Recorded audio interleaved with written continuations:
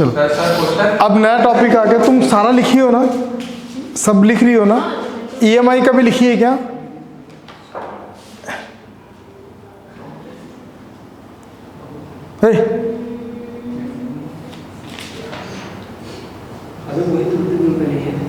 Photo भेज तो पूरा पूरा फोटो भेज दे। हाँ यहाँ से पूरा फोटो भेज दे, ठीक है। देखो भाई अब बात करते हैं एक्सेलरेशन ड्यू टू ग्रेविटी। ये अपने आप में ये भी अमेजिंग है।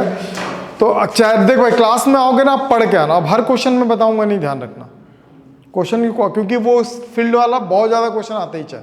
मतलब ग्रेविटेशन में सबसे ज़्यादा क्वेश्चन अगर किस में आता है तो फील्ड स्ट्रेंथ से ही आता है, ठीक है। इसीलिए मैं उसको पूरे डेप्थ से करा दिया। एक क्वेश्चन दिया उसको घर से बना लेना, बन गया तो अच्छा, नहीं तो और भी अच्छा। अब डिस्कस नहीं करेगा मैं। अब बात किस पे कर रहे हैं? Acceleration due to gravity. तो सुन लो, एक्सेलरेशन ड्यू टू ग्रेविटी का मतलब क्या होता है? एक्सेलरेशन का मतलब क्या होता है? तू बता भाई, सब जानता है तो। एक्सेलरेशन का मतलब बता। चेंज इन एंगल, वो बता। उसको बोलने देगा कि तू बोलेगा भाई? गोप दूंगा बेटा भी, बोल भाई। हाँ बोल, क्या क्या बोलना बोल। हाँ और कम होते जाती तब? जब वेलोसिटी चेंज होता है ना, तब एक क्वांटिटी की रिक्वायरमेंट पड़ती है, उसको बोलते हैं एक्सेलरेशन। जब वेलोसिटी यूनिफॉर्म रहता है तब एक्सेलरेशन क्या हो जाता है? जीरो हो जाता है, ठीक है। तो यहाँ पे एक्सेलरेशन ड्यू टू ग्रेविटी का मतलब ये है कि अगर हमारा अर्थ का जो सरफेस से जो शेप है ना, वो कैसा स्पेरिकल नहीं है, ओवल शेप है। कैसा शेप है? ओवल शेप है। सबसे पहले गैलीलियो ने अपने स्टेटमेंट में बताया था कि अर्थ जो है ना, गैलीलियो बहुत अच्छा साइंटिस्ट था, वो हर फील्ड में अपना योगदान दिया है। और शायद पूरे साइंस में सबसे ज़्यादा जो इन्वेंशन वगैरह वगैरह पेटेंट थे उसी के नाम पे पेटेंट थे, क्योंकि वो हर चीज़ में क्या किया था? ऑप्टिक्स में, लाइट में, इसमें उसमें, सब चीज़ में अपना क्या किया था? इन्वेंट किया था। उंगली नहीं किया। फिर तो इसको भगाऊँ के फिर बाहर, ये ज़्यादा ही फ्रेंडली हो गया लग रहा क्लास में, समझ ले, ठीक है। तो गैलीलियो पहले, इससे पहले वो था र्यूमर बताया था, और र्यूमर के बाद गैलीलियो बोला था कि अर्थ जो है ना वो एग्जैक्टली का स्पेरिकल शेप में। कैसे शेप में? स्पेरिकल शेप में। तो अब लोगों को लगा कि सही बोल रहा है, क्योंकि गैलीलियो बहुत वो है। तो उसके बाद आगे चल के कॉपरनिकस, नाम सुने? पाइथागोरस, कॉपरनिकस, ये सब ना, और कैपलर अपने थ्योरी बेसिस पे ये डिसाइड किए कि भैया अर्थ जो है ना वो एग्जैक्टली ओवल क्या बोलते हैं, स्पेरिकल नहीं है, ओवल शेप में, लाइक एग जैसा होता है ना, वैसा होता है, उस शेप में करके। तो अब लोगों को जब ये बात पता चली कि ये स्पेरिकल नहीं है, ओवल है, तो लोगों को इतना गुस्सा आया कि वो अपने लैब में बैठे हुए थे, उनके लैब में पत्थर मार मार के गैलीलियो की हत्या कर दी गई थी, सिर्फ इस बात के लिए कि वो क्या था? अर्थ को स्पेरिकल बोल दिया था, ठीक है। तो ये इतिहास की सबसे दुखद एक घटना थी गैलीलियो के लिए। समझ में आया भाई? कल से तू कॉन्टे में बैठेगा, था क्लास को बहुत डिस्ट्रैक्ट कर रहा है, तू पढ़ता नहीं है, तेरा पड़ोसी तो और क्या होता है, चचेरा भाई है तेरा, वो भी तैयार रहता है, कुछ भी हो जाए मैं तो हंस लेता हूँ करके। कम से कम 2-4 लोग सीरियस उन लोगों को पढ़ने दे, ठीक है। और तो तेरे को तो बेटा 100% लिख कर रखना, तीनों का कॉपी किसी का नहीं चेक करूँगा, तुम तीनों को ही कॉपी चेक करूँगा मैं। 100% अगर नहीं होगा ना तो बाहर ही खड़े रहेगा पूरी क्लास। ध्यान से समझना मेरी बात। तो एक्सेलरेशन ड्यू टू ग्रेविटी के बारे में बात ये करने के लिए हम इसको कई जगह पे स्पेरिकल कंसीडर करेंगे और कई जगह पे ओवल कंसीडर करेंगे। ओवल में क्या होता है कि ये इसको बोलते हैं पोल और इसको बोलते हैं इक्वेटर, समझ में? तो इन दोनों में बहुत सारे डिफरेंसेस है, वो बताऊंगा। दूसरी बात, हम जब अर्थ की बात करते हैं, अर्थ के सरफेस की बात करते हैं, इसको बोलेंगे अर्थ का सरफेस, ठीक है। अर्थ के सरफेस से जब ऊपर जाते हैं तब भी जी का वैल्यू चेंज होता है, नीचे आते हैं तब भी जी का वैल्यू चेंज होता है, और जब ये रोटेट करता है तब भी जी का वैल्यू क्या होता है? चेंज होता है। तो ये वेरिएशन बेसिस पे बहुत सारा क्वेश्चन आएगा, बहुत इंपॉर्टेंट क्वेश्चन है और बहुत लॉजिकल क्वेश्चन है। तो अब बात करते हैं एक्सेलरेशन ड्यू टू ग्रेविटी, कि ग्रेविटी में एक्सेलरेशन क्यों रिक्वायरमेंट है, और ग्रेविटी जो वर्ड है इसका मतलब समझते हो कि नहीं समझते हो, ये बता दो। What is the gravity? बता भाई। हाँ, is called not gravity, that is called by gravitation. सुन लो मेरी बात, ग्रेविटी जो वर्ड यूज होता है किसके लिए यूज होता है? जैसे हम कहाँ पे, हम अर्थ में। अर्थ अगर अपने सेंटर की ओर कोई भी चीज अट्रैक्ट करेगा, अगर मेरे पास 2 पेन है ना, ये 2 पेन अगर एक दूसरे को अट्रैक्ट कर रहे हैं तो मैं बोलूंगा force between, attraction between two, मतलब इन दोनों के बीच ग्रेविटेशन लग रहा है। क्या बोलूंगा? ग्रेविटी वर्ड यूज नहीं करूंगा। लेकिन अर्थ किसी चीज को अपनी ओर खींचता है, तो अर्थ हमारे लिए क्या स्पेशल है, अर्थ हमारे लिए क्या स्पेशल है। तो हमने एक नाम उसके लिए रखा है ग्रेविटी। अर्थ किसी भी चीज को अपनी ओर खींचेगा तो उसको मैं ग्रेविटेशन फोर्स नहीं बोलूंगा, ये आम लोगों के लिए। अर्थ हमारे लिए क्या खास है, अर्थ अगर किसी चीज को अपनी ओर खींचता तो उसको बोलते हैं ग्रेविटी। तो जो ग्रेविटी कभी वर्ड अगर पूरे फिजिक्स में कहीं पे भी अगर आपको आता है तो ये समझ जाना मून किसी चीज को नहीं खींच रहा है, अर्थ जिसको खींच रहा है, तो उस फोर्स को अपन क्या बोलते हैं ग्रेविटी। समझ में आ गया? जो ग्रेविटी जो वर्ड है इसका मतलब समझ में आ गया क्या है? ठीक है, मान ले एक प्लेनेट है दूसरे प्लेनेट को खींच रहा, तो उसको मैं ग्रेविटी बोलूंगा क्या? नहीं, उसको ग्रेविटेशन बोलूंगा। तो ग्रेविटी में नाम शॉर्ट में मतलब जैसे बोलते हैं ना, जैसे मोहन तो मुन्ना, मुन्ना उसका स्पेसिफिकली घर वाले यूज करेंगे। और अर्थ क्या है हमारा, तो हम ग्रेविटी वर्ड कब यूज करेंगे? जब अर्थ की बात आएगी, जब अर्थ किसी चीज को अपनी ओर खींचेगा तब बात किसका आएगा? Gravity, not a gravitation. ये छोटी छोटी बातें ना बेटा याद रखा करो, ठीक है? मैं कुछ भी बोले बेटा गोप दूंगा तेरे को, बता दे रहा हूँ। तो अभी तू रडार पे तुम तीनों हो बेटा, ध्यान रखना। अभी नेक्स्ट क्लास में अलग अलग बैठाऊंगा तीनों को, एक तो नीचे यहाँ और दोनों को कोंटे कोंटे में, ये याद दिलाना मेरे को है। नहीं नहीं, तू यहाँ पे, ये दोनों पीछे, ठीक है? नीचे वहाँ पे ना एक बच्चा है 11th वाले में, उसको मैं 2 चॉइसेस दिया, 2-3 दिन से नहीं आ रहा था। मैं बोला या तो तेरे पास एक चॉइस है, तू नीचे बैठ के पूरी क्लास अटेंड कर या बाहर चला जा। क्या चूज किया होगा? तू होता तो बाहर चला जाता, वो नीचे बैठ के पूरी क्लास अटेंड किया। समझ में? उसको बोलते हैं डेडिकेशन। तो नेक्स्ट क्लास में तेरे पास चॉइस। हाँ क्या बोल रहा है, क्या बोल रहा है? इसका डेडिकेशन चेक करेंगे। हाँ तेरा भी चेक करेंगे, नहीं करेंगे ना भाई, तेरा भी डेडिकेशन चेक करेंगे। तो ये होगा ग्रेविटी, ठीक है? तो ग्रेविटेशन के बारे में बहुत 2 स्लाइड आ गए क्या? Acceleration due to gravity. चलो सोचो कि ये अर्थ है,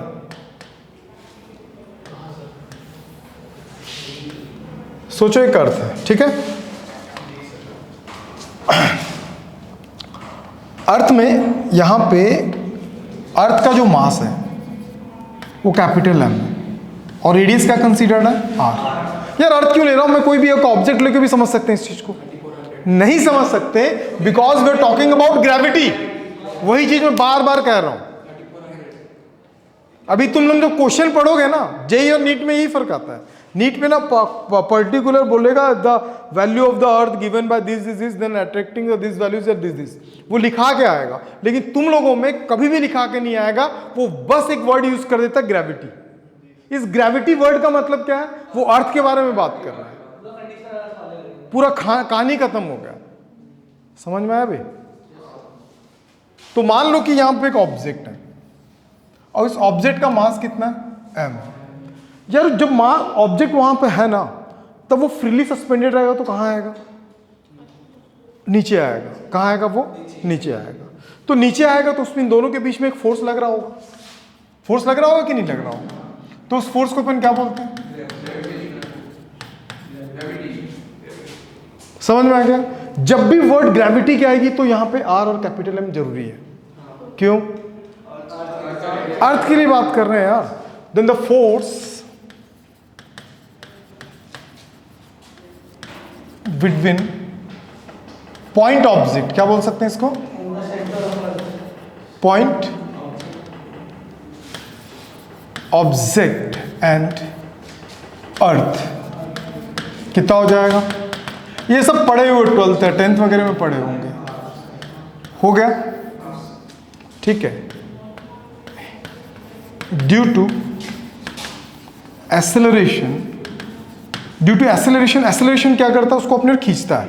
तो न्यूटन सेकेंड लॉ पता है ना?